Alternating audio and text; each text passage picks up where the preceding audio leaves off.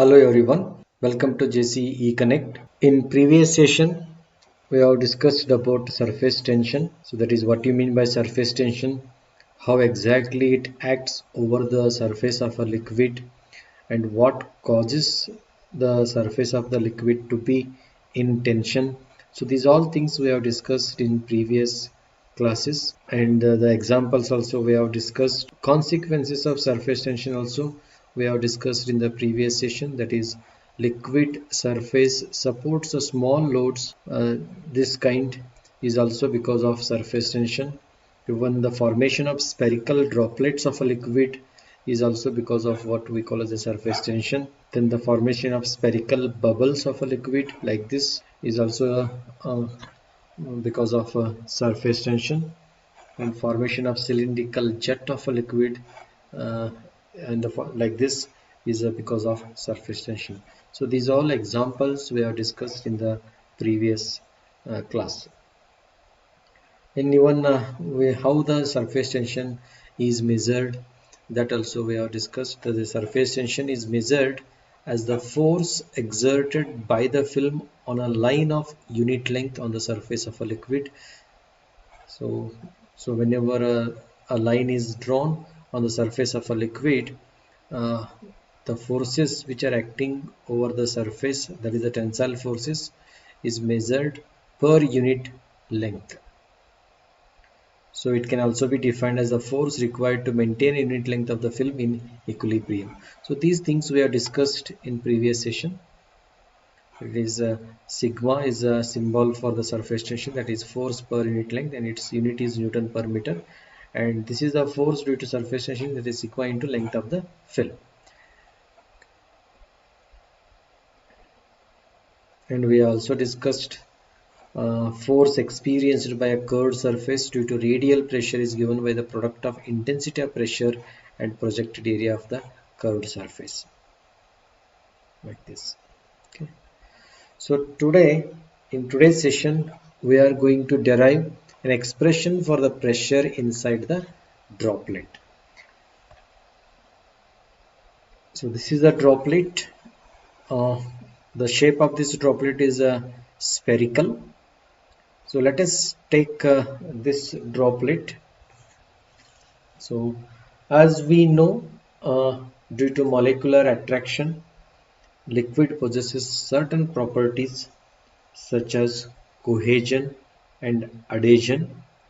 Cohesion means intermolecular attraction. So cohesion means intermolecular attraction between the molecules of the same liquid, and that means it is a tendency of a liquid to remain as uh, one assemblage of particles.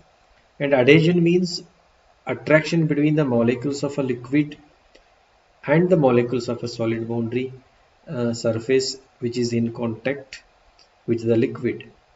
The property of a cohesion enables a liquid to resist tensile stress, while adhesion enables it to stick to another body.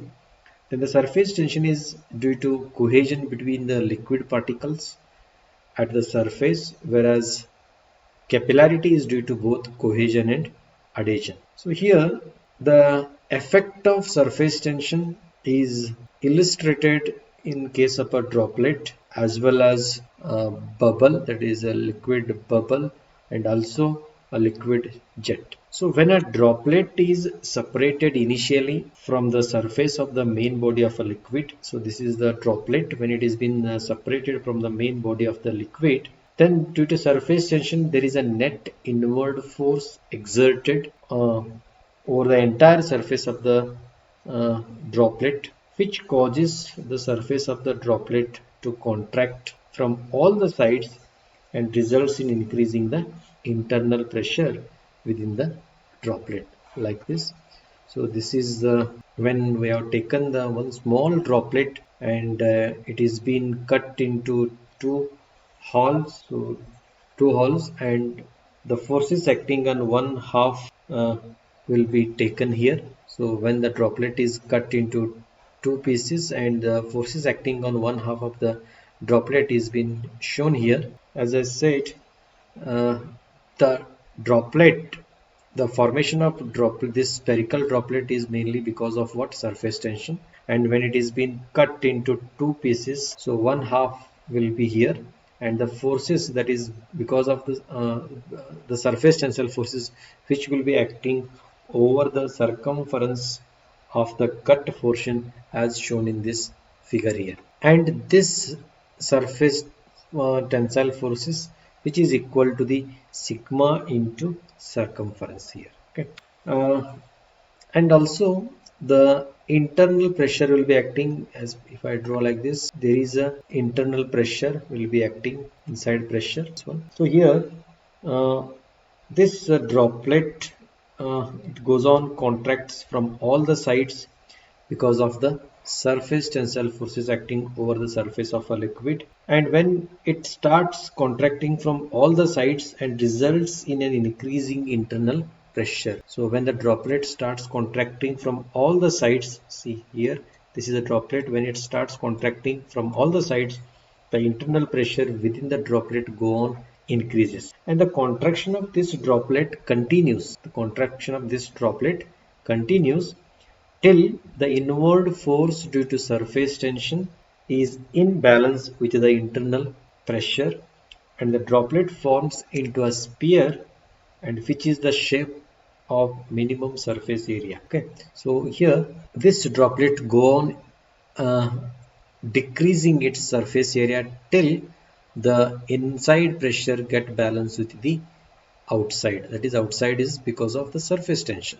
Okay, so when we have taken this one part of the droplet, and the forces are being shown here, that is surface tensile forces, and the projected area also shown as a circle, and the projected area will be what? Pi by 4 d square, and outside the surface of the droplet is in contact with the air, and inside it is completely full of liquid, and over the circumference of this droplet the surface tensile forces will be acting. Okay, so let us consider a droplet. Let us derive the equation for the pressure inside the droplet.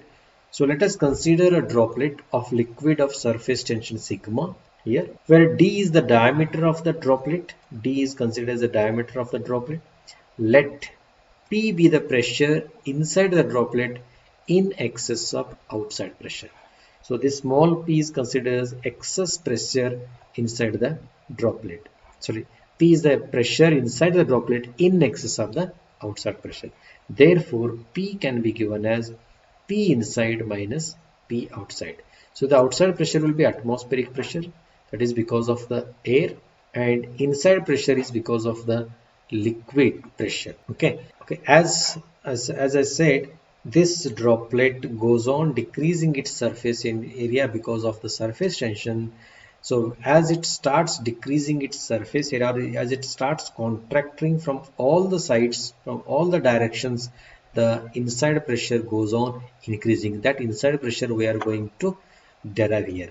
Okay, so whenever this droplet is to be considered in equilibrium, or that is for the equilibrium of the part of the droplet, when we consider this droplet is equilibrium, when it is in equilibrium, when the force due to surface tension is equal to the force due to pressure inside, that is due to liquid. So when these two forces get balanced, then this part of the droplet will be in equilibrium. So when we equate these two, means, so this sigma into pi d means sigma is what? Surface tension, and this pi d is circumference of the droplet, circumference or perimeter. Okay, so this circumference is what? Pi d, that is force due to surface tension. As we know, the sigma is equal to force by per unit length. Surface tension is what? Force per unit length. Then force equal to what? Sigma into L, that is length of the film. Length of the film over which the surface tensile forces will be acting. So sigma is the surface tension multiplied by the length of the film is the perimeter over which the surface tensile forces are present, that is pi d, is equal to P into projected area. P is the inside pressure, that is pressure acting inside, that is intensity of pressure. So this is due to liquid, that is small p. Okay, this one, this P into projected area. Projected area is how much? Pi by 4 d square, this one. So sigma into pi d, P into pi d square by 4. Then when we solve this one, we get this one, P equal to 4 sigma by d. So this is the equation for pressure inside the droplet, liquid droplet, 4 sigma by d. So the pressure is depends upon what? The diameter. As the diameter goes on decreasing, the pressure inside goes on increases, or as the diameter increases, the pressure decreases. As the diameter increases, the pressure decreases. So this is one equation, that is for pressure inside the liquid droplets. Okay, so this is very important for the examination point of view, this one. Okay, 4 sigma by d. So next is, let us take one more derivation, that is to derive an expression for the pressure inside the bubble of a liquid. So this is the bubble. You can take a soap bubble or any other bubble. So this bubble, which will be lasting for few seconds, and we need to calculate what is the pressure inside the bubble. So again, let us take this bubble and cut into two pieces, and let us consider one part of this bubble. So this is the bubble, half of the bubble is being taken. Again, when you take this bubble, the inside also air, outside also air. The air is present inside as well as outside, and like previous case, the surface tensile forces will be acting over the circumference of this cut portion, that is sigma. Okay, and when you project this one, you will get the projected area as a circle pi by 4 d square, and the forces are being represented here like this. There is a pressure inside the bubble due to air exerting, and outside will be what? The air is outside, also air is present, that is also pushing inside, inward. Okay, and this surface of the bubble, which is in contact with air outside as well as inside. So this is two sides, it is in contact with the air. So the surface of the bubble is contact with air in from both the side, outside as well as inside. So let us consider d is the diameter of the bubble of the surface tension sigma, and p is the pressure inside the bubble, which is in excess of the outside pressure. That only we are going to calculate, that is how much is the inside pressure. In case of bubble, the liquid layer will be in contact with air both inside and outside. So this bubble is in contact with air both outside as well as inside. This is the air bubble. So for the equilibrium of the part of the bubble, again you consider this part is under equilibrium. When it is in equilibrium, when the force due to surface tension is equal to force due to pressure inside. Okay, when the force due to surface tension is equal to force due to pressure, again the same as previous. The only thing is, so both the side it is in contact with the air. So when it is in contact with air both the side, you have to multiply it by 2 into sigma into pi d, where sigma is the surface tensile forces over which over the length of the film, where the length of the film to be taken is circumference. Pi into d is equal to p into projected area. P is the inside pressure multiplied by the projected area. Then 2 into sigma into pi d is equal to p into pi d, pi by 4 d square. Then it comes out to be p equal to 8 sigma by d. So this much is the pressure acting inside the bubble. Okay, so again one more derivation to derive an expression for the pressure inside the jet of the liquid. So let us consider the jet of a liquid. It is in the shape of a cylindrical or a cylinder. Again it is to be cut into two pieces. You cut like this and we get the one part like this, and when we cut this one, so again we will be getting the surface tensile forces which are acting over the length of the film, over the length of the film. So when we cut, again the surface tensile forces will be acting like this, and this is the diameter. The diameter, this is the diameter. We taken this is the diameter, and the inside pressure will be P, small p, and outside the air pressure is there. Inside it is a full of liquid, hence that pressure is due to liquid only. And these are the surface tensile forces which are acting over the length of the film. So this is the jet, cylindrical jet. We get like this, the cylindrical jet. Okay, so we are going to calculate how much is the pressure inside the cylindrical jet. Again, consider the cylindrical jet. Let us consider jet of diameter d, the of liquid of surface tension sigma, and P is the intensity of pressure inside the jet in excess of outside atmospheric pressure. Again, similarly for the equilibrium of the part of the jet as shown in the figure. So this is shown for the equilibrium of the part of the jet. One part is to be taken. So when we are cut into two halves, or the two parts, and one part to be considered in equilibrium. So this to be in equilibrium, when it is to be in equilibrium, when force due to radial pressure.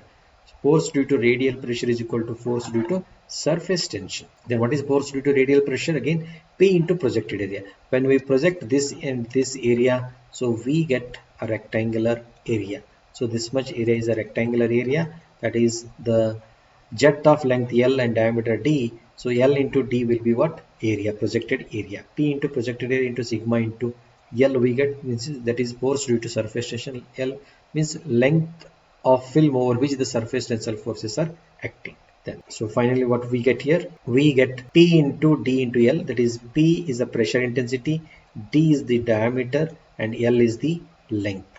So since in projected area we get this shape as a rectangular shape, so L is the width and L is, so D is the width and L is the length. So length into width gives you the surface area, area of rectangle, into pressure, that is what we get, a force due to radial pressure, into force due to surface tension, the surface tensile forces which are acting over the length of the film. So length of the film to be taken this length plus this length, that is 2 times of L. Okay, when we simplify this one, we get the force, that is pressure inside the droplet of jet as 2 sigma by d. So 2 sigma by d. So these are the three equations. So we get, that is for derivation for, this is the first derivation, this is the, this 4 sigma by d is for the droplet, and this is 8 sigma by d for the bubble, and finally 2 sigma by d is for the jet.